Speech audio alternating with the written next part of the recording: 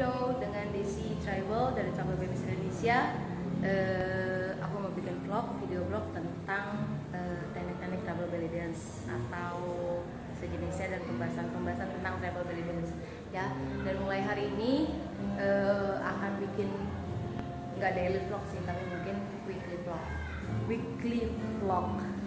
Ya, mulai hari ini share-nya nanti tentang satu teknik aja dulu ya, selebihnya kita lihat nanti. Terus simpan. Oke, yang perlu diingat pertama-tama adalah postur, tangan di atas seperti memegang bola, tegak, dada diangkat, perut dikunci, dan lutut menekuk tipis.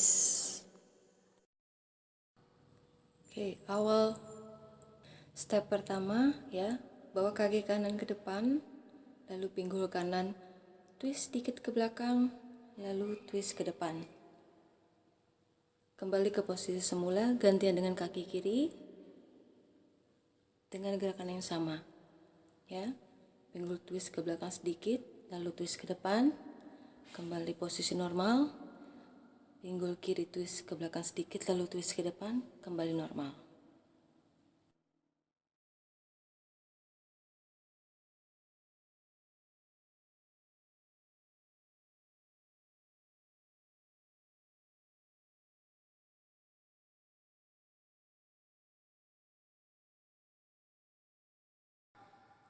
Mari dicoba dalam tempo lebih cepat.